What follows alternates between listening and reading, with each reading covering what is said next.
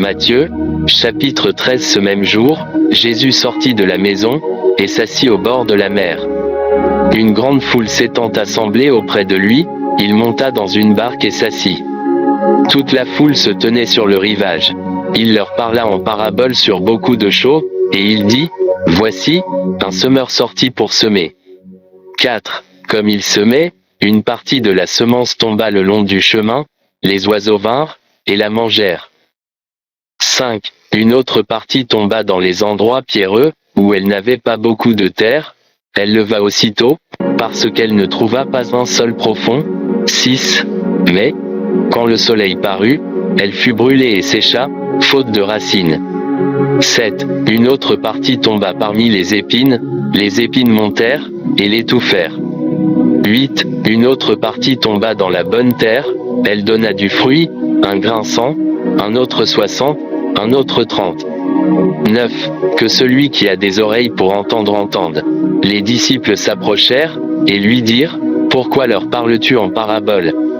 Jésus leur répondit, « Parce qu'il vous a été donné de connaître les mystères du royaume des cieux, et que cela ne leur a pas été donné. Car on donnera à celui qui a, et il sera dans l'abondance, mais à celui qui n'a pas on ôtera même ce qu'il a.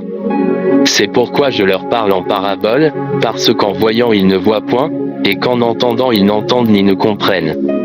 Et pour eux s'accomplit cette prophétie d'Ésaïe, vous entendrez de vos oreilles, et vous ne comprendrez point, vous regarderez de vos yeux, et vous ne verrez point. Car le cœur de ce peuple est devenu insensible, ils ont endurci leurs oreilles, et ils ont fermé leurs yeux, de peur qu'ils ne voient de leurs yeux, qu'ils n'entendent de leurs oreilles, qu'ils ne comprennent de leur cœur, qu'ils ne se convertissent, et que je ne les guérisse. Mais heureux sont vos yeux, parce qu'ils voient, et vos oreilles, parce qu'elles entendent. Je vous le dis en vérité, beaucoup de prophètes et de justes ont désiré voir ce que vous voyez, et ne l'ont pas vu, entendre ce que vous entendez, et ne l'ont pas entendu. Vous donc, écoutez ce que signifie la parabole du semeur. Lorsqu'un homme écoute la parole du royaume et ne la comprend pas, le malin vient et enlève ce qui a été semé dans son cœur. Cet homme est celui qui a reçu la semence le long du chemin.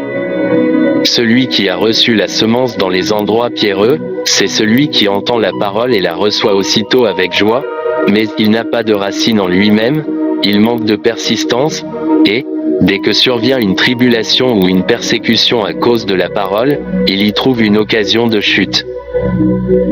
Celui qui a reçu la semence parmi les épines, c'est celui qui entend la parole, mais les soucis du siècle et la séduction des richesses étouffent cette parole, et la rendent infructueuse. Celui qui a reçu la semence dans la bonne terre, c'est celui qui entend la parole et la comprend, il porte du fruit, et un grain en donne 100, un autre 60, un autre 30. Il leur proposa une autre parabole, et il dit, « Le royaume des cieux est semblable à un homme qui a semé une bonne semence dans son champ. Mais, pendant que les gens dormaient, son ennemi vint, sema de l'ivraie parmi le blé, et s'en alla. Lorsque l'herbe eut poussé et donné du fruit, l'ivraie parut aussi. Les serviteurs du maître de la maison vinrent lui dire, « Seigneur, n'as-tu pas semé une bonne semence dans ton champ? D'où vient donc qu'il y a de l'ivraie ?»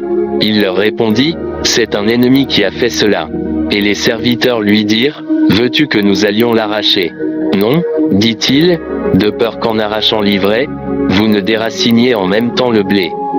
Laissez croître ensemble l'un et l'autre jusqu'à la moisson, et, à l'époque de la moisson, je dirai aux moissonneurs, arrachez d'abord l'ivraie, et liez-la en gerbe pour la brûler, mais amassez le blé dans mon grenier. Il leur proposa une autre parabole, le royaume des cieux est semblable à un grain de sénévé qu'un homme a pris et semé dans son champ. C'est la plus petite de toutes les semences, mais, quand il a poussé, il est plus grand que les légumes et devient un arbre, de sorte que les oiseaux du ciel viennent habiter dans ses branches. Il leur dit cette autre parabole: le royaume des cieux est semblable à du levain qu'une femme a pris et mis dans 3 mesures de farine, jusqu'à ce que la pâte soit toute levée. Jésus dit à la foule toutes ces choses en parabole, et il ne lui parlait point sans parabole, afin que s'accomplisse ce qui avait été annoncé par le prophète: j'ouvrirai ma bouche en parabole, je publierai des choses cachées depuis la création du monde.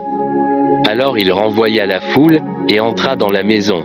Ses disciples s'approchèrent de lui, et dirent: explique-nous la parabole de l'ivraie du champ. Il répondit: celui qui sème la bonne semence, c'est le Fils de l'homme. Le champ, c'est le monde. La bonne semence, ce sont les fils du royaume. L'ivraie, ce sont les fils du malin. L'ennemi qui l'a semé, c'est le diable. La moisson, c'est la fin du monde. Les moissonneurs, ce sont les anges. Or, comme on arrache l'ivraie et qu'on la jette au feu, il en sera de même à la fin du monde.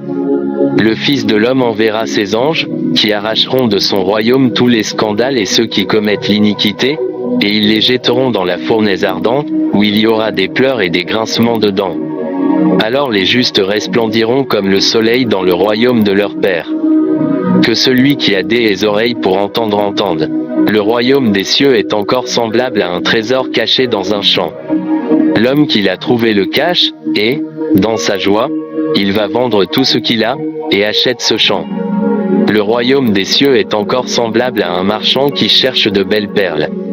Il a trouvé une perle de grand prix, et il est allé vendre tout ce qu'il avait, et l'a achetée.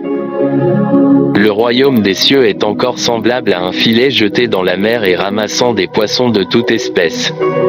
Quand il est rempli, les pêcheurs le tirent, et, après s'être assis sur le rivage, ils mettent dans des vases ce qui est bon, et ils jettent ce qui est mauvais. Il en sera de même à la fin du monde.